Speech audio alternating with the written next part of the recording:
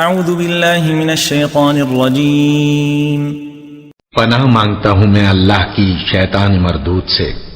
یا بنی آدم قد انزلنا علیکم لباسا یواری سوآتکم وریشا ولباس التقوى ذلك خیر ذلك من آیات اللہ لعلهم یذکرون۔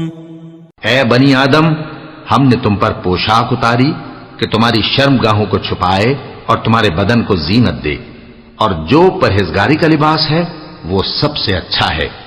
یہ اللہ کی نشانیاں ہیں تاکہ لوگ نصیحت حاصل کریں۔ یا بنی آدم لا يفتننكم الشیطان كما اخرج ابويكم من